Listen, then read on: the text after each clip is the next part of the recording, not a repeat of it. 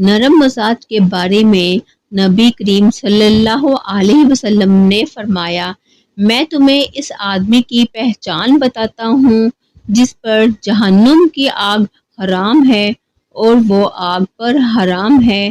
یہ وہ آدمی ہے جو نرم مزاج، نرم طبیعت ہو اور نرمی سے بات کرنے والا ہو۔ نبی کریم صلی اللہ علیہ وسلم نے فرمایا، اگر تم ہمیشہ باوضو رہنے کی استطاعت رکھو تو ایسا ہی کرو، کیونکہ ملک الموت جس بندے کی روح وضو کی حالت میں قبض کرتا ہے اس کے لیے شہادت لکھ دی جاتی ہے۔ سیدہ عائشہ رضی اللہ تعالی عنہ سے روایت ہے کہ رسول صلی اللہ علیہ وسلم نے فرمایا، اور جو شخص قرآن کو اٹک اٹک کر پڑھ پاتا ہے اور اس کو پڑھنے میں اس کو مشقت ہوتی ہے تو اس کے لیے دگنا اجر ہے۔ رسول اللہ صلی اللہ علیہ وسلم نے ارشاد فرمایا، تم میں سب سے بہتر وہ ہے جس سے خیر کی امید ہو اور اس کے شر سے امن ہو، اور سب سے بدتر وہ ہے جس سے خیر کی توقع نہ ہو اور اس کے شر سے امن نہ ہو۔ رسول اللہ صلی اللہ علیہ وسلم نے ارشاد فرمایا، صدقہ سے مال کم نہیں ہوتا، معاف کرنے سے عزت بڑھتی ہے، اور جو کوئی اللہ کے لیے عاجزی اختیار کرتا ہے اللہ تعالیٰ اس کو بلندی عطا کرتا ہے۔ رسول اللہ صلی اللہ علیہ وسلم نے ارشاد فرمایا، جو اپنے چھوٹے بھائی کی پوشیدہ طور پر مدد کرے اللہ تعالیٰ دنیا و آخرت میں اس کی مدد فرمائے گا۔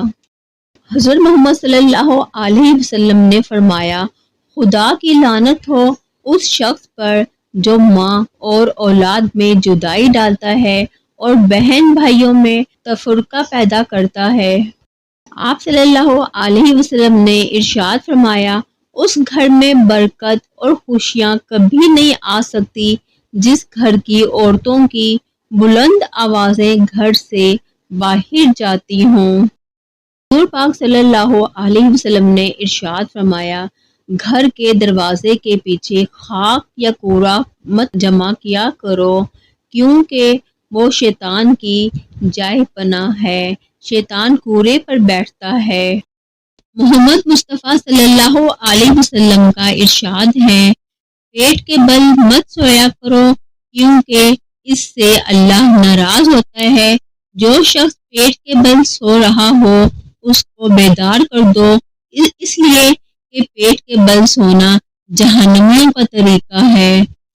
حضور پاک صلی اللہ علیہ وسلم نے فرمایا، سورۃ اخلاص پڑھتے ہوئے گھر میں داخل ہوا کرو، اس سے تمہارے رزق میں اضافہ ہوگا۔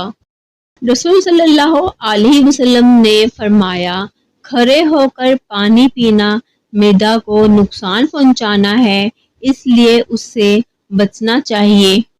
جو شخص کسی کا کوئی عیب دیکھے اور اسے چھپا لے تو اس کا یہ عمل ایسا ہے جیسے کوئی زندہ درگور کی جانے والے لڑکی کو بچا لے۔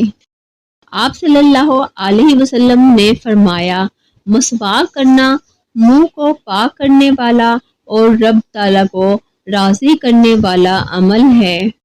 رسول اللہ صلی اللہ علیہ وسلم نے ارشاد فرمایا، زیادہ مال جمع کرنے والے لوگ اللہ کی نظر میں حقیر ہیں، مگر کثرت سے صدقہ کرنے والے اللہ کی نظر میں محبوب ہیں۔ رسول صلی اللہ علیہ وسلم نے فرمایا کہ جس نے سورۃ بقرہ کی 2 آخری آیتیں رات میں پڑھ لیں وہ اسے ہر آفت سے بچانے کے لیے کافی ہو جائیں گی۔ رسول صلی اللہ علیہ وسلم نے ارشاد فرمایا، مومن کا جی کبھی بھی خیر کی باتیں سننے سے نہیں بھرتا یہاں تک کہ جنت اس کا ٹھکانہ بن جائے۔ آپ صلی اللہ علیہ وسلم نے ارشاد فرمایا، مسلمانوں سچ بولنا اختیار کرو، کیونکہ یہ بہشت کا ایک دروازہ ہے اور جھوٹ بولنے سے کنارہ کرو، کیونکہ یہ دوزخ کا ایک دروازہ ہے۔